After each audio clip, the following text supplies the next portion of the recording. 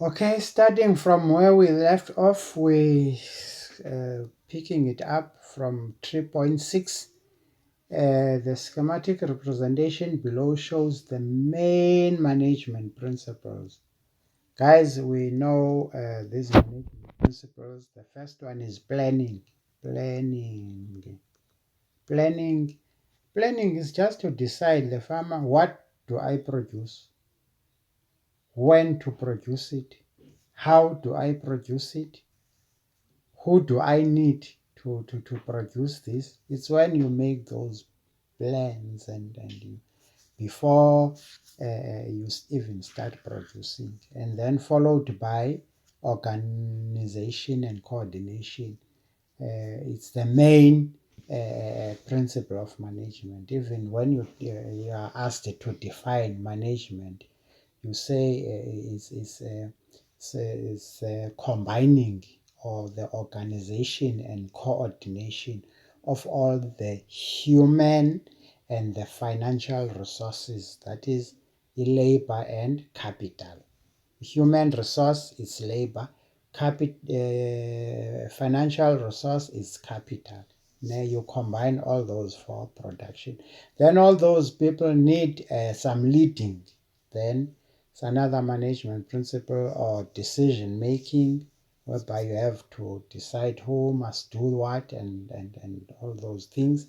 Number three and number four, then you have to control all that is up or supervise that everyone is doing exactly what you told them to do, and see if you need to change maybe that one and change there and there, ne?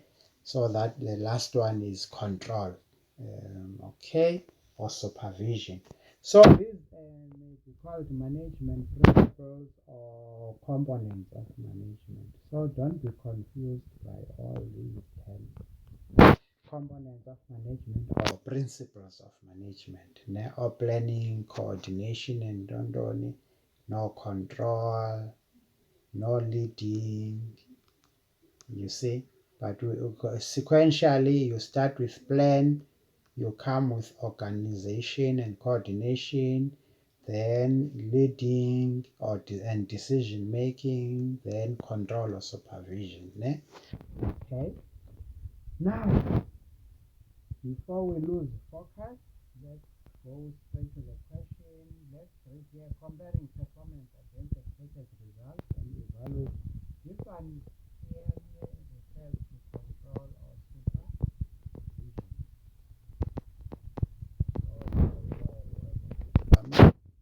Organizing and coordinating farming activities. This one is self-explanatory. Organization,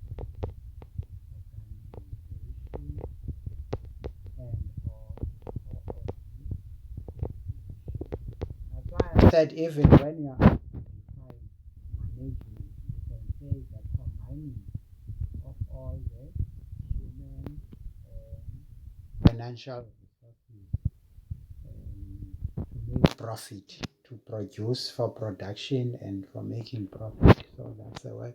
Or instead of saying combining, you can say organizing and coordinating of all the farming activities, both the human and land. So, but when you are asked to define, be convincing that you know what you're talking about. Then this one, developing long-term, short-term plans, or this one definitely is planning. This one is planning, ne? Okay, so there's nothing about leading. So they asked about only those. Now let's look at the questions. 361. What management principles do A, B, and C represent? A definitely is control. B is organization and coordination. C is planning. State 3 business managerial skills that will enable the farmer or manager to perform the duties at sea. So to plan, you definitely need your thinking skills, that is your conceptual skills. Conceptual skills for planning. You also need analytical skills. Analytical skills. Ability to analyze, ne? Analytical skills. To analyze, to look at the processes and the trends and all those things. Ne? Also, you need financial management skills. You need financial management skills. Definitely, you must know your monies, because when you are planning, you need to also have your budgets. We talked about budgets, even the cash flow budget and the cash flow statements. All right. And then you also need to have decision making skills, of course, because you also need decision making skills. And there's a lot of these skills, as well as um, uh, you will also need definitely your communication skills. Communication skills. All right. Okay. There's a lot, like I told you guys, there's a lot of these managerial skills. Let's move to 3.7. Identify the method of increasing land productivity.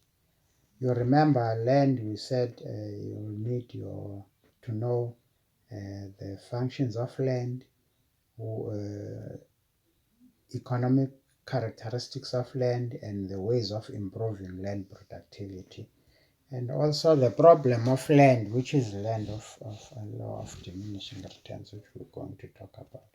Okay, but they are saying here they have written statements about land productivity when you have to just identify which method belongs to which land. Right, 371, having one field that is big enough to use a tractor rather than having a number of small fields prepared by hand. So this sounds like a consolidation, this one. Consolidation of uneconomical farm units. So even when you're explaining it, you can use that example. All right, combining grain and legume. So these are scientific methods. Scientific methods. So this helps you if you are asked on the 24th to list ways of increasing land productivity. This consolidation of uncommon use of scientific methods, that is of fertilization, fertilizing. And also because you're combining grain and legume, this is intercropping or crop rotation. This is intercropping.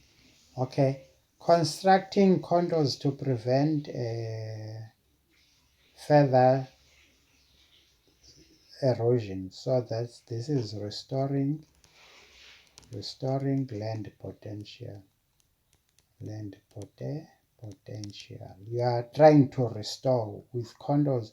You are trying to save and also to restore land potential, because soil erosion can be very dangerous to your soil or land. Reducing the speed and movement of water by constructing catchment areas. Or catchment areas, it's areas like dams or something. So you're trying here to improve the water management. Improve water management. So another way of increasing labor productivity is through irrigation, because after you've made you have your catchment areas, so you can irrigate.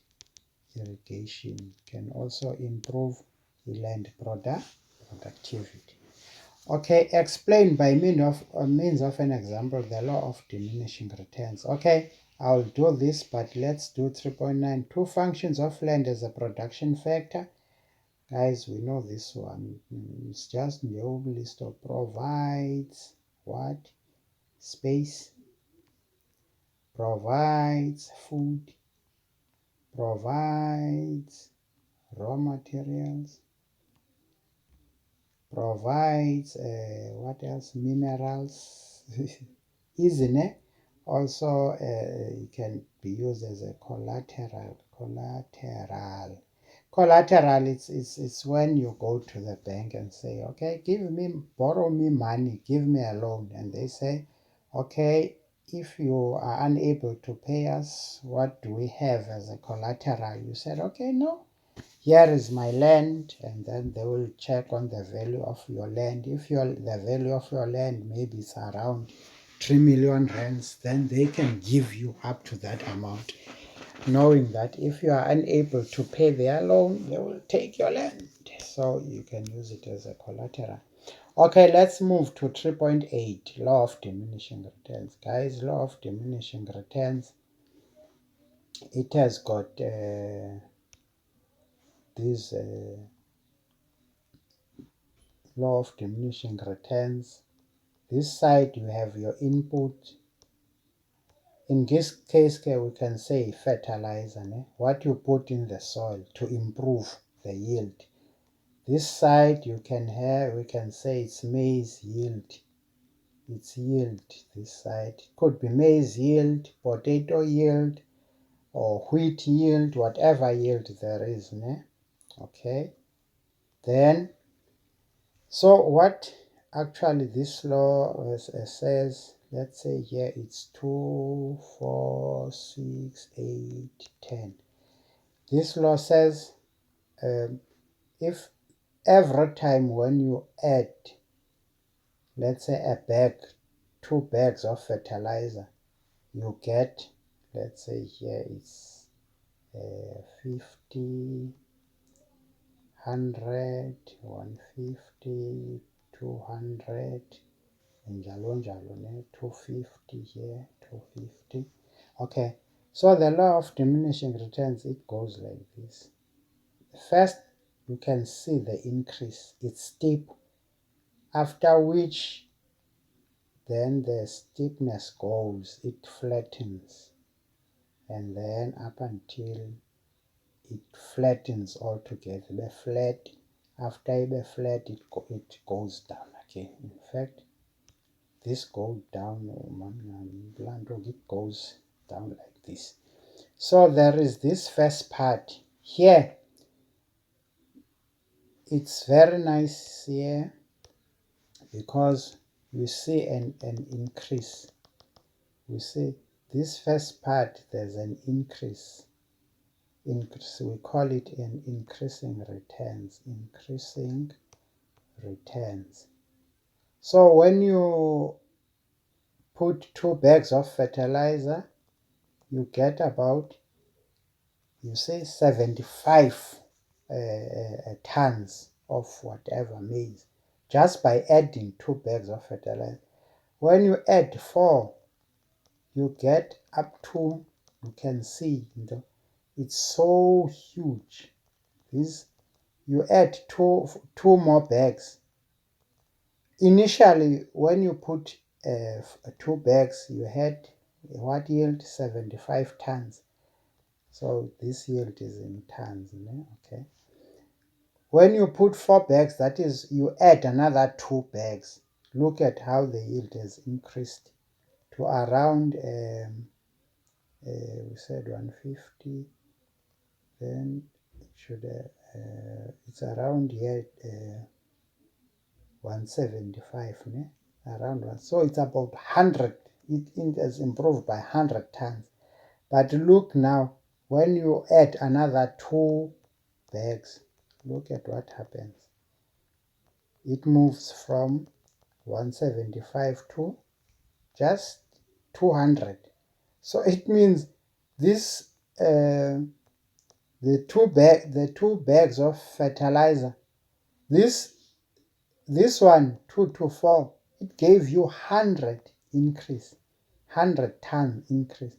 But this one, same bag of quantity of fertilizer, it gives you less, 175 to 200, even less than 50. And it's even worse here. It's even worse here. It continues to decrease. Then from 8 to 10, it has reached the maximum. So where it flattens. So, okay, guys, this is where the law of diminishing returns starts. Here. Here, there's an increasing returns. Here, there's diminishing returns. And then up until this is the maximum. This is where the farmers are advised to stop adding fertilizer, because whatever that you add, it will not increase. The maximum, this is the maximum. The 250 is the maximum at which the soil can. No matter how many fertilizers, it cannot go to 300. It cannot. So we say soil has a maximum production limit. So here it has reached the maximum, whether you can add 20 bags of fertilizer. But now the more bags you add, if you add 2 more bags, you add 12, you will see that it's going to be toxic to the plants. It's going to burn the plants. The fertilizer is going to burn the plants, and then you will see a decline in yield. So here we see decreasing returns. Returns. So the way you explain the law of diminishing returns, you say that when you increase your inputs, the output or the yield, the marginal output per unit, okay, it will increase, up until a point where this increase will increase at a decreasing rate. There will still be increase. If it still goes up, it means there is an increase. But the more it flattens, it's an increase, but this increase is decreasing. Yes, there's still an increase because there was 100 and another bag increased it by only 25, another bag increased it by only 5.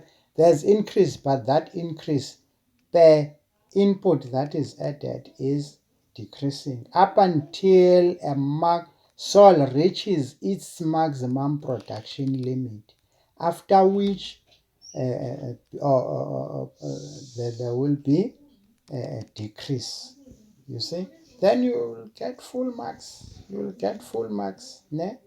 Okay, and just to show you maybe from the pictures here, you see this is what I was talking about.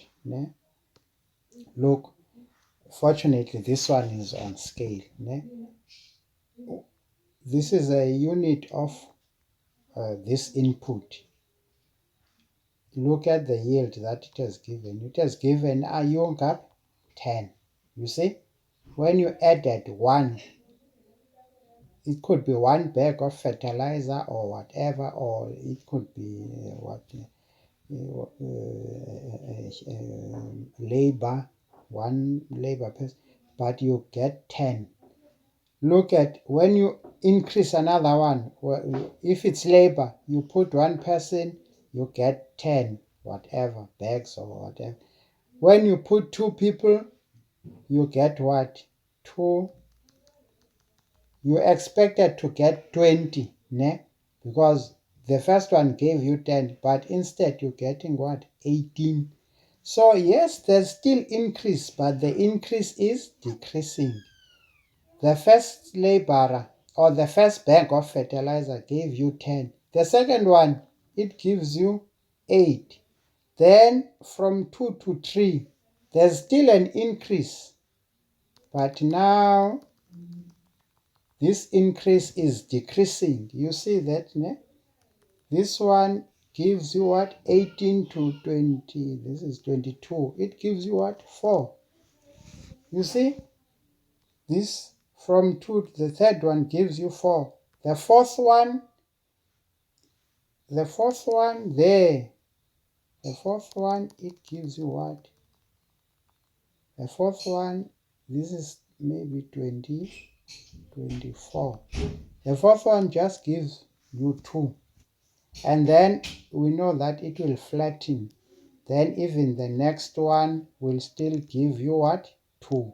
Sorry, the next one will give you 0 because it has flattened. So the next one, you won't even have anything. So it will be 0 up until it goes down like this. Ne?